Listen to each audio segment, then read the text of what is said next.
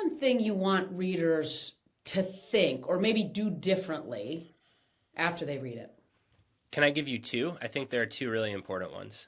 Let's do it. Yes, I'm So down. the first is to shift one's mindset with change so that it is not something that happens to you, but it is something that you are in an ongoing conversation with. Hmm. Because when it's something that happens to you, you get defensive, you resist, you push back against, you try to get back to where you were, and you see it as this exception. Whereas a much more accurate view is life is change. Things are always changing. And if we can be in conversation with change, then we don't have to enter into these periods of flux in a defensive or a scared position. We can enter into them equipped and prepared to navigate our way through, and also to realize that while change indeed shapes us, we also can shape change. So Mm. that's the first big thing. And the second is this core term throughout the book, rugged flexibility. Yeah. In the face of change, people tend to navigate change by going to one of these extremes on a spectrum, right? On the one hand, you can be really strong and robust and durable and rugged. And on the other hand, you can say, I'm going to be really flexible, I'm going to bend without breaking, I'm going to be soft and supple. In my research and reporting for this book, what I learned is that individuals, organizations, even entire societies that are able to skillfully navigate periods of intense change, they're not rugged or flexible, they're rugged and flexible. They don't fall for the trap of these polarities, they embrace both. I want to ask you, there's a lot of research in the book. That's a big part of it. Was there anything that surprised you or was like an aha moment at some level as you were sort of digging into this topic, this issue at some level, right, that we want people to lean into more than away? I think that the biggest aha moment is around the importance of expectations and how our mood at any given point in time is very much a function of our reality minus our expectations. And when there's a big gap between our reality and what we expected or thought it would be, we tend not to feel so well and we tend not to do so well. In one Mm. way that you can think about change is it's our expectations not being met. You know, we thought something was going to happen and something else happens. We thought things were going to stay stable and now they're not. And the faster that we can update our expectations to match reality, the better position we're in to deal with what's happening. And I think so many people, myself sometimes included, fall into this trap of not wanting to let go of what we thought was going to happen. So we're living in our heads, we're living with where our expectations were instead of in the reality. And with change, it's often a new reality. And so, Brad, how do you do that though with not sort of leveling yourself down, right? So we don't want to expect less than, for example, whether it be with others or with ourselves. How does that work relative to managing the expectation, but sort of moving forward in And I our think lives? I'm really glad that you asked this because this is nuance and it's important to dive into it.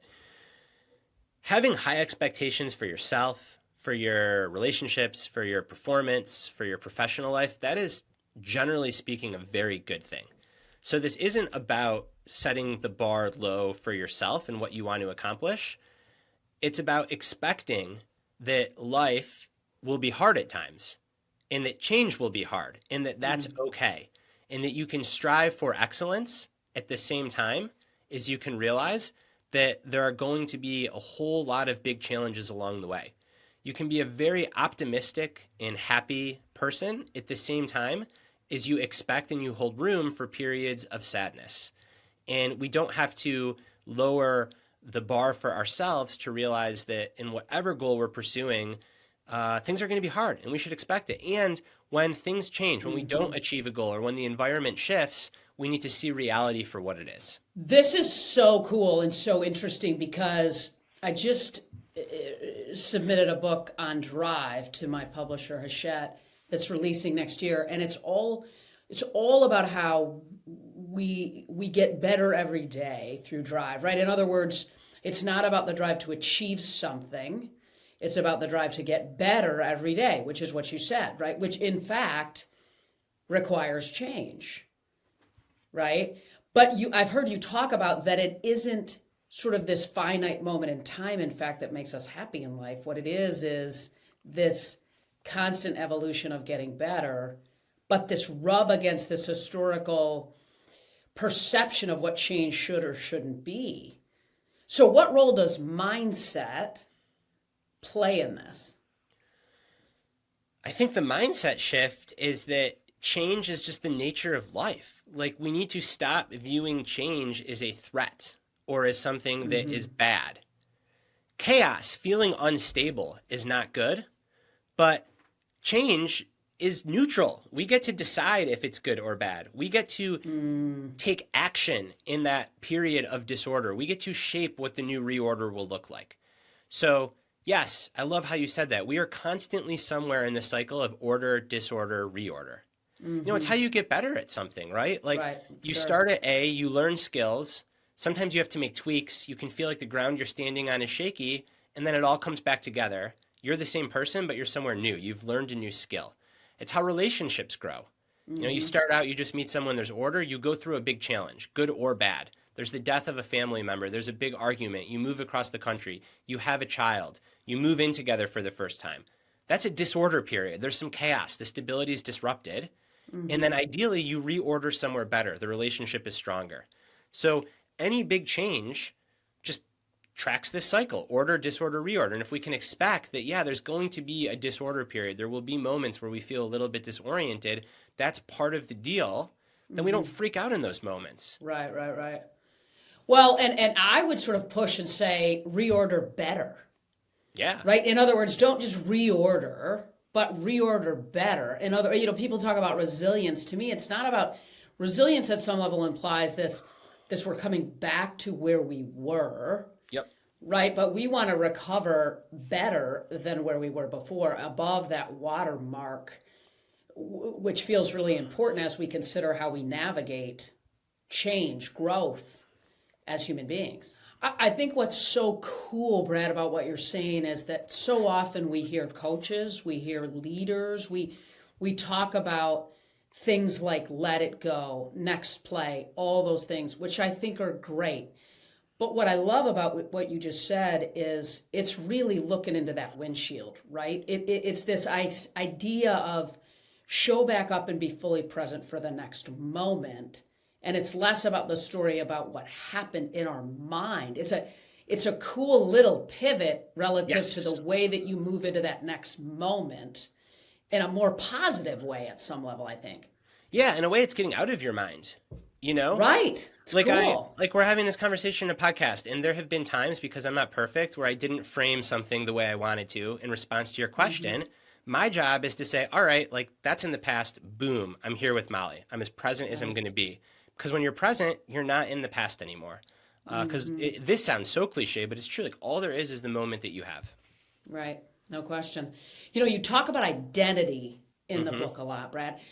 Do people underestimate how much they change as a human being, as themselves, if you will? People underestimate that? I think so. I think that identity is just this fascinating topic. It's probably the most interesting part of the book for me to have written.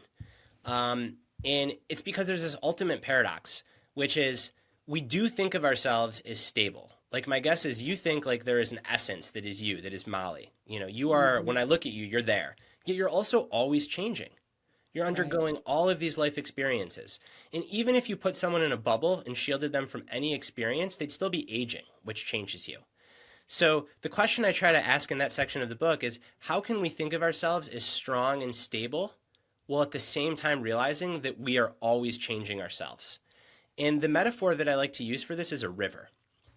I like to think about identity like a river.